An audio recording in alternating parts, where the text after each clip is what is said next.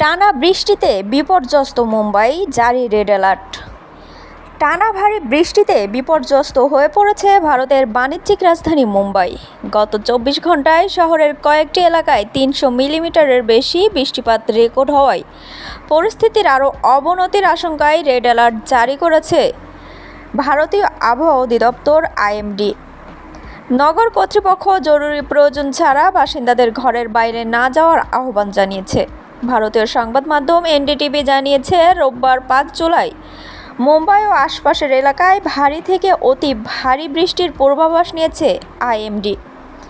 এ কারণে শহরের সর্বোচ্চ সতর্কতা বা রেড অ্যালার্ট জারি রাখা হয়েছে। এই পরিস্থিতিতে বৃহন্মুম্বাই মিউনিসিপাল কর্পোরেশন বিএমসি নগরবাসীকে সতর্ক থাকার এবং একান্ত প্রয়োজন ছাড়া বাইরে না যাওয়ার অনুরোধ জানিয়েছে।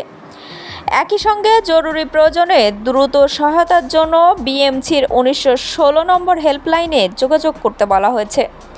কর্তৃপক্ষের তথ্য অনুযায়ী গত ২৪ ঘন্টায় মুম্বাইয়ের বিভিন্ন এলাকায় ২০০ মিলিমিটারের বেশি বৃষ্টিপাত হয়েছে। কয়েকটি স্থানে বৃষ্টির পরিমাণ ৩০০ মিলিমিটার ছাড়িয়েছে। সবচেয়ে বেশি ৩১০.৬ মিলিমিটার বৃষ্টি রেকর্ড করা হয়েছে ভিক্টোরি পশ্চিমের বিল্ডিং প্রপোজাল অফিসাল এলাকায়। এছাড়া কোলাবা পাম্পিং স্টেশনে ৩০৬.৬ মিলিমিটার এবং ভিক্টোরির ঠাকুরনগর মিউনিসিপাল স্কুল এলাকায় ৩০১.৮ মিলিমিটার বৃষ্টিপাত হয়েছে।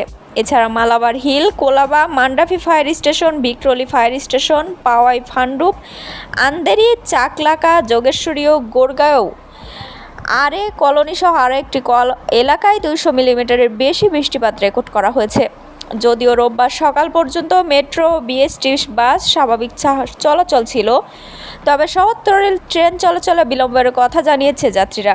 বিশেষ করে নিচু এলাকা, উপকূলীয় অঞ্চলের বাসিন্দাদের অতিরিক্ত সতর্ক থাকার পরামর্শ দিয়েছে বিএমসি, কারণ রোববার বিকেলে ৪.১৯ মিটার উচ্চতার জোয়ার এবং সোমবার ভোরে আরও ৩.৫১ মিটার উচ্চতার জোয়ারের পূর্বাভাস রয়েছে।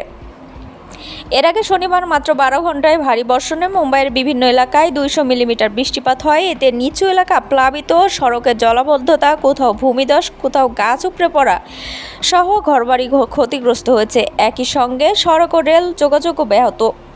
শুধু মুম্বাই নয়, টানা বৃষ্টিতে থানে, পালঘর, নবী মুম্বাই ও প্রাণে ব্যাপক ক্ষয়ক্ষতির মুখে পড়েছে। বিভিন্ন স্থানে জলাবদ্ধতা ও ভূমিধসের কারণে সড়কও বন্ধ হয়ে গেছে। বন্যা কবলিত এলাকা থেকে বাসিন্দাদের নিরাপদ স্থানে সরিয়ে নেওয়া হয়েছে। আইএমডি জানিয়েছে, রোববারও বিচ্ছিন্নভাবে কয়েকটি এলাকায় অতি ভারী বৃষ্টিপাত হতে পারে। পাশাপাশি ঘন্টায় ৫৫ থেকে ৬৫ কিলোমিটার বেগে দমকা হাওয়াও বয়ে যাওয়ার আশঙ্কা রয়েছে বলে জানিয়েছে আবহাওয়া অধিদপ্তর।